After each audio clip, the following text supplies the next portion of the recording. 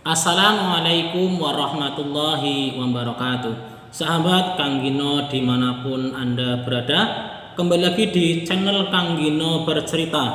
Pada kesempatan kali ini Kang Gino akan menyampaikan beberapa biografi para mufassir Al-Quran dari periode klasik, periode pertengahan, dan periode modern. Namun sebelum membahas biografi para mufassir ini, Kang Gino akan menyampaikan beberapa hal terkait dengan pengertian tafsir, kilas balik tafsir, dan apa-apa yang menjadi syarat-syarat menjadi seorang mufassir, termasuk di dalamnya mengenal metode tafsir beserta bagaimana sejarah kodifikasi ilmu tafsir. Yang pertama, Kang Gino akan menyampaikan tentang kilas balik tafsir dan mufassir Al-Quran dari Timur Tengah hingga ke Indonesia. Sampai hari ini usaha mempelajari Al-Quran tak kunjung berhenti. Hal ini bisa dimaklumi mengingat Al-Quran merupakan wahyu yang bersifat universal bagi seluruh umat manusia sepanjang masa, atau sering disebut dengan sholih likulli zaman wal makan. Akan tetapi tidak semua orang mampu memahami pesan-pesan Al-Quran. Pasalnya, tidak seluruh ayat Al-Quran gampang dicerna. Sebagian ayat Al-Quran memang cukup gamblang ketika menjelaskan sesuatu, namun tak sedikit ayat Al-Quran yang pelik untuk dipahami. Karena itu diperlukan sebuah penafsiran untuk menangkap pesan-pesan Al-Quran secara tepat. Inilah asal muala munculnya figur-figur orang yang telaten memahami dan menggali makna Al-Quran. Mereka disebut mufassir, sedangkan kegiatannya disebut dengan penafsiran. Hasil penafsiran mereka lantas dibukukan dan menjadi kitab tafsir. Kita mengenal Abu Ja'far Muhammad bin Jarir bin Yazid bin Kathir bin Ghalib At-Tabari, atau yang lazim dipanggil At-Tabari, yang menulis kitab Jami'ul Bayan fi Tafsir Al-Quran. Muhammad Syihabuddin Abdullah Salahuddin Al-Alusi, yang masyhur dengan nama Al-Alusi, yang mengarang kitab Ruhul Ma'ani.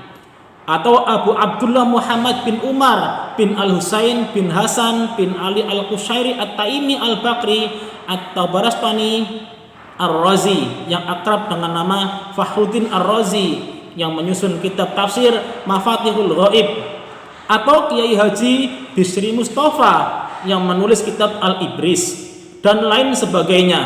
Sungguh besar jasa mereka. Kitab-kitab tafsir yang telah ditulis itu ibarat jembatan yang memudahkan perjalanan kita untuk mengurai pesan-pesan Al-Quran. Para mufassir memiliki keragaman cara dalam menafsirkan Al-Quran. Ada yang menafsirkan Al-Quran dengan pendekatan sastra, fikih, tasawuf, dan bahasa. Ada pula yang menggunakan pendekatan sosial. Selain itu, masih banyak lagi pisau yang digunakan mufassir dalam membedah kalam ilahi ini. Selain perbedaan latar belakang mufassir, keragaman cara menafsirkan ini juga disebabkan dengan keagungan Al-Quran itu sendiri. Ia ibarat berlian yang setiap sudutnya memancarkan cahaya berkilauan. Kilauan-kilauan cahaya inilah yang membuatnya kaya dengan beragam pesan yang layak untuk ditafsirkan. Karena hal ini pula, kegiatan penafsiran Al-Quran selalu memproduksi tafsir-tafsir baru yang berbeda dengan tafsir-tafsir sebelumnya. Itulah kurang lebih kilas balik tafsir dari Timur Tengah hingga ke Indonesia. Sekarang ke pengertian tafsir. Kata tafsir merupakan bentuk masdar dari kata kerja fassara yufassiru tafsiron, yang mengikuti pola fa'ala yufa'ilu taf'ilan.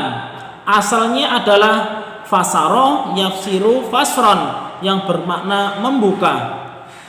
Menurut Ma'sum bin Ali dalam Al-Imsalah At-Tasrifiyah, penggunaan wazan fa'ala berfungsi membentuk kata kerja transitif.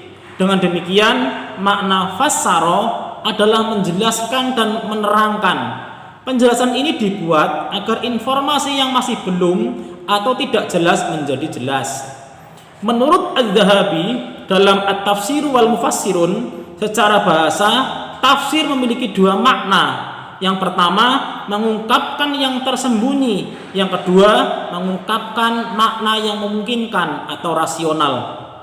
Dalam Kamus Besar Bahasa Indonesia, tafsir diartikan sebagai penjelasan terhadap ayat-ayat Al-Quran atau kitab suci lain sehingga maknanya menjadi terang.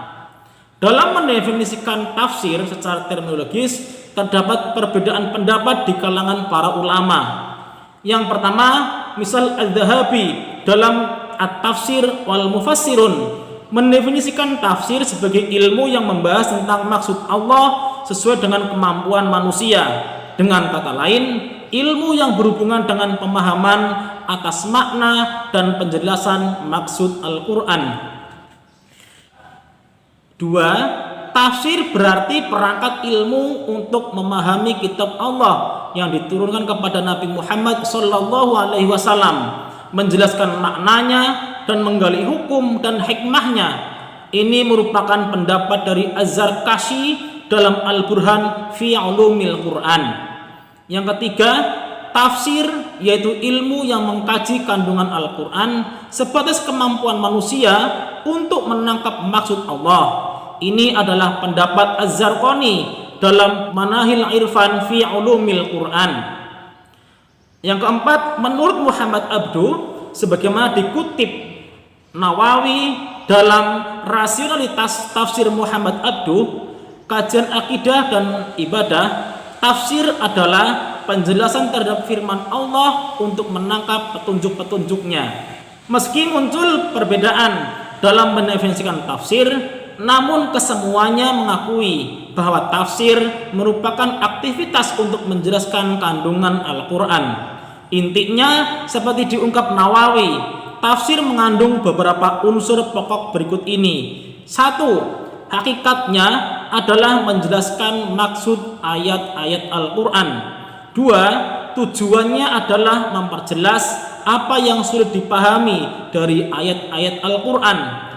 3. Sasarannya adalah agar Al-Quran dapat berfungsi sebagaimana ia diturunkan, yakni menjadi petunjuk bagi seluruh umat manusia. 4. Sarana pendukung aktivitas penafsiran meliputi berbagai ilmu pengetahuan. 5. Aktivitas penafsiran tidaklah bertujuan untuk mencapai kepastian kehendak Allah dengan pernyataan demikianlah yang dikehendaki Allah dalam firman-Nya. Akan tetapi, kegiatan penafsiran tidak lebih dari usaha manusia yang nisbi dan terbatas ilmunya untuk memahami ayat-ayat Tuhannya. Dari berbagai definisi yang disajikan di atas, ada satu benang merah yang dapat ditarik, yakni pemahaman terhadap kitab Allah Al-Quran. Inilah yang dimaksud Komarudin Hidayat dalam memahami bahasa agama, bahwa setiap proses pemahaman meniscayakan terjadinya proses penafsiran, karena menafsirkan Al-Quran berarti upaya memahaminya. Kemudian, apa saja syarat menjadi seorang mufassir? Siapapun berhak menafsirkan Al-Quran, akan tetapi kewenangan tersebut bukan tanpa syarat, sebab sebagai kitab suci, Al-Quran menyimpan pesan-pesan kudus, tidak seluruh ayatnya yang mudah dipahami. Tak sedikit ayat Al-Quran yang diselubungi misteri, karenanya dibutuhkan pengetahuan khusus untuk menginterpretasikannya. Untuk mendapatkan hasil penafsiran yang bisa dipertanggungjawabkan, seorang mufassir mesti memenuhi sekian syarat. Manna Al-Qattan dalam Mahadis fil Ulumil Al-Quran mengemukakan sejumlah syarat bagi seorang mufassir. Apa saja syaratnya? Yang pertama, memiliki niat yang benar. Ketika menafsirkan Al-Quran, seorang mufassir mesti meneguhkan niat bahwa apa yang dilakukannya semata-mata untuk mencari ridho Allah dan wujudkan kemaslahatan bersama. Misinya menafsirkan Al-Quran adalah untuk memahami wahyu Allah sesuai dengan konteks saat ini. Syarat yang kedua, mengendalikan hawa nafsu. Maksudnya, seorang mufassir pantang menafsirkan Al-Quran untuk memenuhi kepentingan nafsunya. sehingga Al-Quran menjadi alat pembenar terhadap kepentingannya. Besar kemungkinan seorang mufasir yang pernah menempuh jalan ini akan menutupi kebenaran hakiki Al-Quran yang semestinya diwartakan kepada masyarakat. Syarat yang ketiga, menafsirkan ayat Al-Quran dengan ayat Al-Quran yang lain. Mufasir harus penuhnya memegangi prinsip ini. Al-Quran yufassiru ba'duhu ba'dan. Tegasnya, Al-Quran menafsirkan dirinya sendiri. Untuk mencapai tujuan ini, mufasir bisa menempuh banyak teknik. Misalnya, merangkum ayat-ayat berdasarkan tema tertentu yang menjadi fokus penafsiran. Teknik ini lazim disebut dengan teknik tafsir tematik. Syarat yang keempat, menafsirkan Al-Quran dengan bersandar pada hadis. Sebagai sumber ajaran Islam kedua setelah Al-Quran, hadis memiliki peran yang sangat penting dalam kaitannya dengan Al-Quran. Sebab Nabi Muhammad SAW telah menerima wahyu Al-Quran, kemudian menjelaskan isinya kepada umat. Penjelasan tersebut tidak sedikit yang kelak terkodifikasi menjadi hadis. Karena itu, dalam menafsirkan ayat, mufasir juga mesti merujuk pada hadis Nabi jika memang ada yang berkaitan langsung. Syarat yang kelima, menafsirkan Al-Quran dengan bijak pada pendapat sahabat. Sebagai generasi yang hidup semasa dengan Nabi Muhammad SAW, tentu para sahabat banyak merekam aktivitas beliau, terutama dalam proses menjelaskan makna Al-Quran. Kesaksian atau pendapat para sahabat yang kemudian hari disebut dengan asar ini tentu akan melengkapi atas pengetahuan keislaman. Maka dalam konteks penafsiran Al-Quran, pendapat para sahabat juga perlu dirujuk. Syarat keenam, menafsirkan Al-Quran dengan bersandar pada pendapat ulama. Dalam sebuah hadis disebutkan bahwa ulama adalah pewaris para nabi. Dari hadis ini dapat diambil pengertian bahwa ulama menempati posisi penting dalam bangunan pemahaman ajaran Islam. Setelah Nabi Muhammad SAW meninggal, generasi selanjutnya memegang peran penting untuk mendalami dan menyebarkan risalah Islam, khususnya para ulama. Oleh karena itu, penjelasan ulama yang telah diakui kapabilitasnya pantas diacu untuk memperkaya wawasan dalam menafsirkan Al-Quran. Syarat yang ketujuh, Al-Quran diturunkan dengan bahasa Arab. Untuk menafsirkannya, mufasir harus mumpuni dalam bidang bahasa Arab. Tanpa itu, mustahil ia bisa menafsirkan Al-Quran secara benar dan bertanggung jawab. Demikianlah video yang bisa Kang Gino sampaikan pada kesempatan kali ini, yakni sejarah tentang perkembangan ilmu tafsir. Yang pertama ialah kilas balik tafsir dari Timur Tengah hingga ke Indonesia. Yang kedua, pengertian ilmu tafsir. Yang ketiga, syarat-syarat menjadi seorang mufasir. Semoga bermanfaat.